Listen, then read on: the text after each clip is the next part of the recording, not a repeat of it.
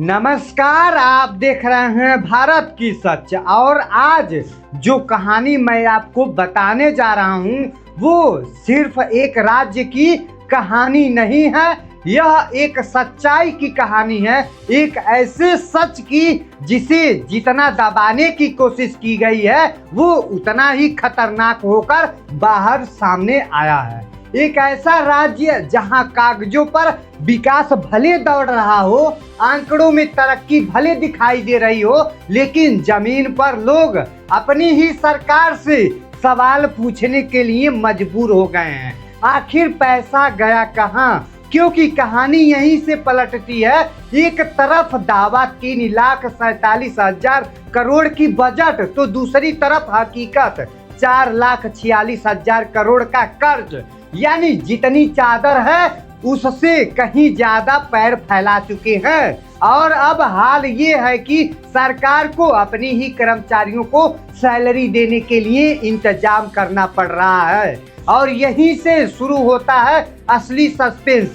लेकिन सैलरी नहीं आई, अप्रैल आ गया, स्कूलों में एडमिशन शुरू हो गए, किताबें खरीदना है, कापियां खरीदनी है, फीस भी जमा करना, हर तरफ खर्च ही खर्च, लेकिन जेब खाली। अब और खाली हाथ भाई करेगा क्या? तो सबसे ज्यादा चोट लगती है इज्जत पर। सरकारी कर्मचारी होने से फायदा क्या? सिस्टम क्या कर रहा है? जब सरकारी कर्मचारी को पैसे ही नहीं मिल रहे हैं अपने मंथली के टाइम में, सिर्फ कर्ज, अगर बिहार का देखा जाए, ब्याज चुकाने के लिए 23,000 करोड़ रुपए, यानी रोज के करीब 63 करोड़ सिर्फ ब्याज, वो भी मूलधन छोड़ दीजिए तो अभी बाकी है। सोचिए, जिस राज्य का व्यवस्था बजट लगभग 21,000 करोड़ है, उससे ज्यादा पैसा सिर्फ कर्ज के ब्याज में जा रहा है। तो सवाल उठता है, इलाज कौन करेगा? सिस्टम का। लेकिन कहानी यही खत्म नहीं होती है। बिजली पर सब्सिडी, हजारों करोड़ों का बोझ, पेंशन बढ़ाई गई,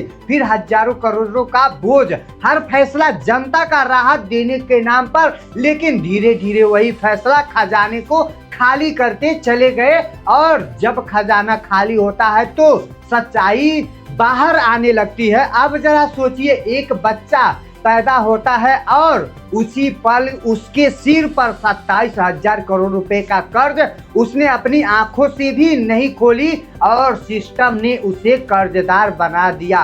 क्या यही है विकास?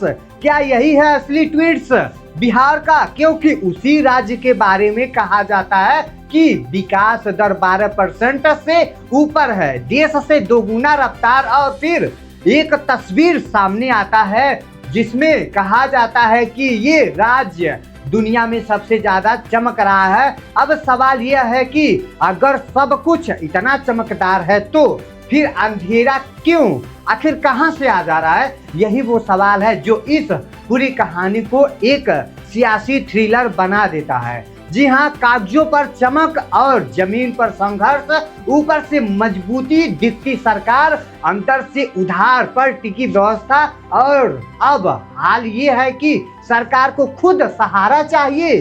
कहानी में किरदार भी बदल रहे हैं, नेतृत्व भी बदल रहा है और जिम्मेदारियां भी बदल रही हैं, और बिहार के सीएम भी बदल गए हैं। जिम्मेदारी पुरानी, संकट, और अब जिस हाथ में ये सिस्टम गया है उसके सामने सबसे बड़ा सवाल यही है कि क्या वो इस डूबते जहाज को किनारा लगा पाएगा या खुद उसी में फंसते हुए रह जाएगा। लड़ाई ये सिर्फ आंकड़ों की लड़ाई नहीं है, ये भरोसों का भी ये एक लड़ाई है, आम आदमी की लड़ाई है, जो हर बार उम्मीद करता है कि शायद इस बार कुछ बदलेगा, मैं इस बार कुछ सैलरी का कुछ करूंगा। लेकिन वही हाल होता है जहां सवाल तो भाई वही रहता, लेकिन जवाब कुछ नहीं रहता है। और सबसे खतरनाक बात यह है कि जब लोग सवाल पूछना छोड़ देते हैं तो सिस्टम सबसे ज्यादा मजबूत हो जाता है। लेकिन अगर सवाल जिंदा है तो बदलाव भी संभव है। अब फैसला आपके हाथ में है। आप इस कहानी को सिर्फ सुनेंगे या इसके पीछे छुपे सच को समझेंगे? क्योंकि याद रखिए, जब सच्चाई चमक से ढक दी जाती है तब अंधेरा और भी खतरनाक हो जाता है।